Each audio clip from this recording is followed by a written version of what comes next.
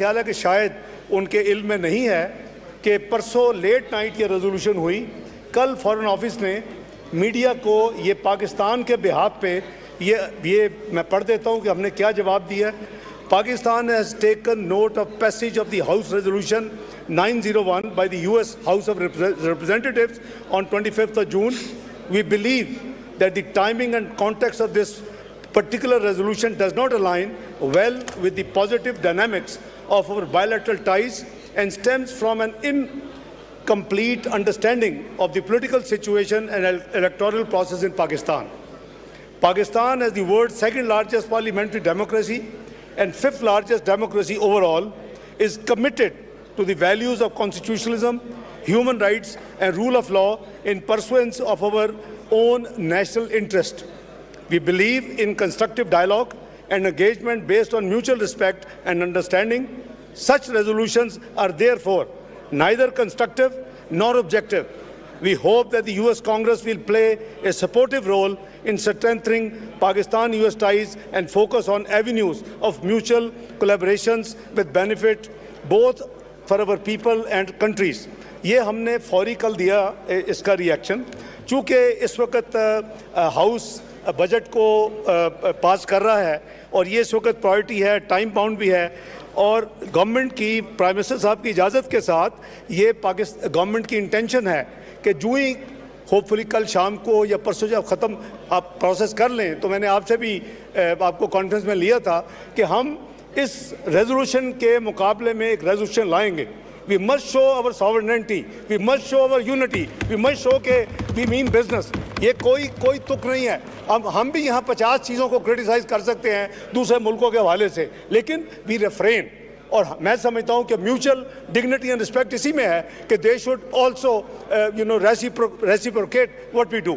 तो हमने इसका नोटिस लिया है, इसकी ड्राफ्ट रेजोल्यूशन तैयार है, बोथ ट्रेजरी बेंचेस के जो जितने पार्लियामेंट्री लीडर्स हैं और अपोजिशन के साथ शेयर होगी। And I would request that we should must come in unity with a clear resolution against और in response to the US resolution, number 1। दूसरी जो बात इन्होंने फरमाई कि जी ये जो राइट ऑफ वोट ओवरसीज़ के लिए है, हम हाजिर हैं। Let's come together, let's make a constitutional amendment. ये कोई तुक नहीं है कि बाहर के जो लोग, मैं PMLN इंटरनेशनल जो ओवरसीज़ है उसका मैं प्रेसिडेंट हूँ सिंस 2003। मैं से ज़्यादा कौन इंटरेस्टेड होगा कि जी उनको हकूक़ मिले, क्योंकि इट इज़ माई ड्यूटी। लेकिन उसके लिए क्या चाहिए? ये तो कोई तुक नहीं है कि हम उनको यूज़ करें कि कोई मियाँ वाली में वोट दे, कोई कामों की में वोट दे, कोई जाके पेशावर का वोट वहाँ बाहर बैठ के। Let's give them representation in these two houses. Let there be a voice of those people. Let's consider government is open. Let's sit together, discuss in a candid way and constitutional amendment ले आते हैं उनके लिए। So हम इसको support करते हैं, but in a different form. आपको याद होगा कि जब वोट की बात हुई थी, ओवरसीज़ वाले उस वक्त साइड जरूर हुए थे, लेकिन जब PMLN ने उसका काउंटर ये फार्मूला दिया तो दे आर मोर सेटिस्फाइड। और उनकी अब प्रेफरेंस इसी के लिए है कि उनकी चंद सीटों की नुमाइंदगी होनी चाहिए बोथ हाउसेस में। जो भी हम मिल के फैसला करें, हुकूमत उसके लिए तैयार है। फ़लस्तीन के ऊपर बात हुई कि हुकूमत कुछ नहीं कर रही। मुझे बड़ा अफसोस हुआ कि एक तो यह है कि हुकूमत प्रोएक्टिवली एंगेज है फ़लस्तीन के। ये बड़ा देखें, सब मुसलमान हैं, हम सब ने अल्लाह को भी उसका जवाब देना है।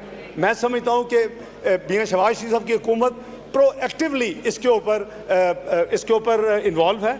और मैं थोड़ा सा ब्रीफली आपको बता दूं कि हमारी जो गवर्नमेंट की जो है फैसला वो बड़ा क्लियर है।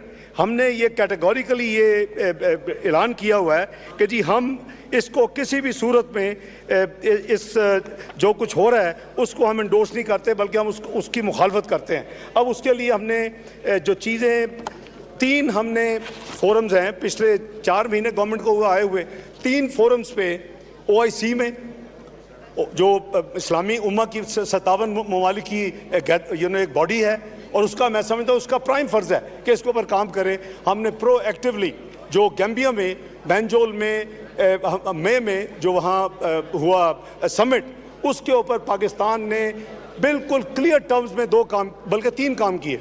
गज़ा के ऊपर अपनी पोजीशन बड़ी कैटेगोरिक दी और क्या दी कि जी हमें इज़राइल को हमने कंडेम किया, किसी ने बाय नेम शायद मुसलमान ममालिक में से इतना बोल्डली कंडेम नहीं किया होगा जितना पाकिस्तान की नुमाइंदगी करते हुए मैं जिसने कंडेम किया पाकिस्तान और आपके भी आप पे। हमने कहा कि ये जंग है इसको फौरी बंद होना चाहिए। ये जो फूड फ्लो है, जो ह्यूमैनिटेरियन असिस्टेंस है, उसमें कोई रुकावट नहीं होनी चाहिए। हमने कहा कि ये जो सीज़ फायर है ये 1967 के प्री जो बॉर्डर्स थे उसके ऊपर होनी चाहिए और वो फ़लस्तीन की जो अल-कुद्स अल-शरीफ है वो उसका कैपिटल होना चाहिए। तो प्लीज़ ये ना कहें कि हुकूमत की कोई इस पर पॉलिसी नहीं है, हुकूमत इसको सीरियसली नहीं ले रही। ओआईसी के बाद टर्की ने D8 council of foreign minister की मीटिंग इस्तांबुल में की। पाकिस्तान की नुमाइंदगी करते हुए हमने पाकिस्तान की पूरी इन्हीं लाइनों के ऊपर वहाँ अपनी नुमाइंदगी करके उनको सपोर्ट किया और ये ग्लोबल मीडिया में सब जगह ये रिपोर्टेड है। तीसरा, अम्मान में king of Jordan, president of Egypt, United nation के सेक्रेटरी जनरल ने अभी चंद दिन पहले उन्होंने 65 ममालिक की हेड्स ऑफ गवर्नमेंट समिट की। वज़ीर आज़म साहब ने मेरी ड्यूटी लगाई इनके ब्याह पे, मैंने उसको अटेंड किया और इन्हीं लाइनों के ऊपर। अच्छा, ये तो है ना हमारी नुमाइंदगी और फाइट फॉर गज़ा ग्लोबली, लेकिन पाकिस्तान से 8 big consignments carrying about 2400 metric tons of goods वो हमने वहाँ भिजवाई नहीं बल्कि वहाँ मेक श्योर किया वहाँ पहुँचे। पहले इजिप्ट के लिए जा रही थी, अब अपने जॉर्डन के लिए भेज रहे हैं। नौवीं कंसाइनमेंट इज़ बीइंग प्रिपेयर्ड और इंशाल्लाह वो भी जाएगी। तो प्लीज़ हम सब का फ़र्ज़ है, हुकूमत का फ़र्ज़ है और प्राइम मिनिस्टर तो इसमें कई दफ़ा पब्लिक स्टेटमेंट्स दे चुके हैं। तो इस पे मैं अर्ज़ करूँगा कि हमारी दूसरी हमने जो मेजर जिम्मेदारी की कहा जी कश्मीर पे कोई बात नहीं हुई। हाँ, कश्मीर पे पिछले कई समिट्स में बात नहीं हुई।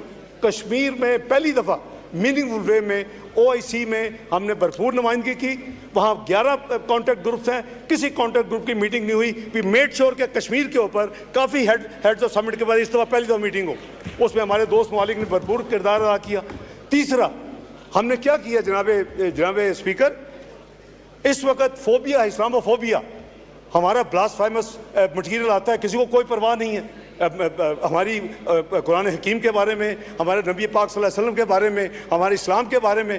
भाई अगर जो एंटी सेमिटिज़म है वो रिमूव हो सकता है तो ये इस्लामी मटीरियल क्यों नहीं रिमूव हो सकता इन तमाम ऐप से जल्दी ताकि वो फैले ना और जो दिल आज़ारी होती है वो ना हो।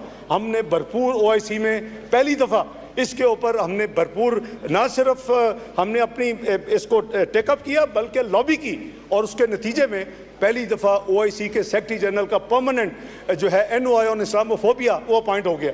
तो बात यह है कि मैं समझता हूँ कि बिल्कुल आप करें, तफसील से करें और हम हर इस चीज़ का अर्ज करेंगे कि हम क्या कर रहे हैं, मियां शहबाज शरीफ की हुकूमत की क्या पॉलिसी है, हमने क्या एक्शन लिए हैं। गाज़ा हो, इस्लामोफोबिया हो, कश्मीर हो, तो कश्मीर को हम बिल्कुल हमारी प्रायोरिटी और इसमें कोई इसमें हमारा खुदा न खास्ता सॉफ्ट कॉर्नर नहीं है, बल्कि मैं समझता हूँ कि इस हाउस को मुझे मौका मिला है। मैं आपको मुबारकबाद पेश करता हूँ। लास्ट टाइम जब आपको यूनाइटेड नेशन सिक्योरिटी काउंसिल की नॉन परमानेंट मेंबरशिप मिली थी, आप 1 वोट से जीते थे, 1 वोट से।